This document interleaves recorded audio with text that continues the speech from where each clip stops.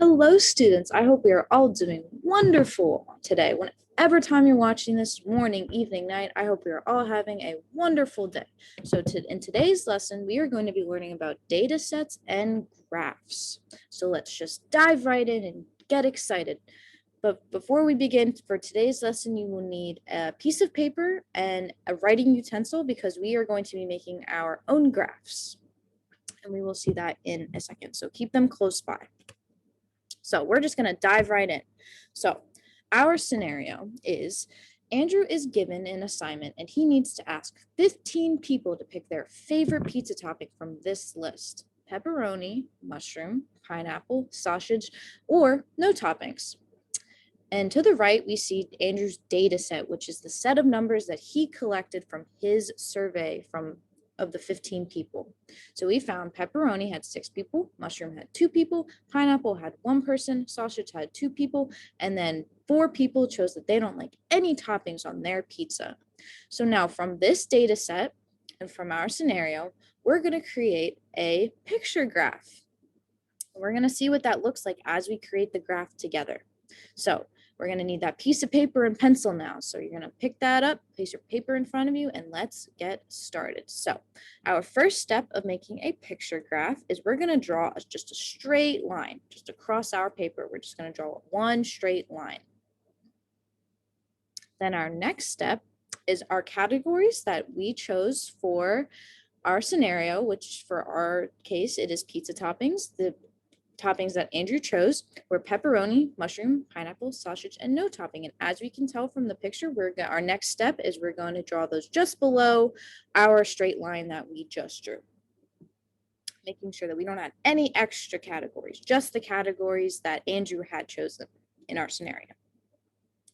The next step is we're going to draw our pictures, and the pictures above each category, the number of pictures is going to relate back to our data set and that number that was next to each category, because that is the amount of people that chose that topping. So for pepperoni, we have 6. For mushroom, we have 2. For pineapple, we have 1 picture. For sausage, we have 2 again. And then for no toppings, we have 4 X's, which indicate no toppings. And going back to the other categories, we can see that for this picture graph, you can choose any picture you want. You could do smiley faces, you could do a tree, an apple, whatever picture you want. But for this one, Andrew chose that for his pictures, he wanted to draw the picture of each topping above each of those categories. So we drew 6 pepperoni, 2 mushrooms, 1 pineapple, 2 sausage, and 4 no toppings. So this is our picture graph. On your paper, you should see that you have something that looks very similar to this picture up here. But we're not stopping here.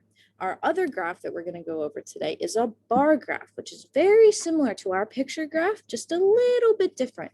But this is where we're going to go over how to make a bar graph now. So if you want to flip your papers around to the other blank side, grab your paper, we're going to do our bar graph now. So bar graphs. So the first step for our bar graph, it is the exact same step, just one straight line across our paper. Our second step is also the same. We're just going to write those categories right below that line.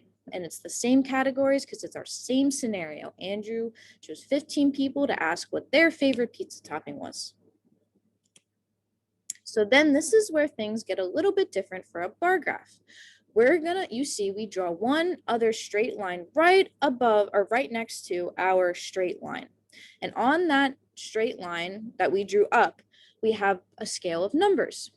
And if we can notice that these numbers also correlate back or relate back to our data set, for our scale, we picked the biggest number of people that chose a certain category, which in our case was 6 people chose pepperoni.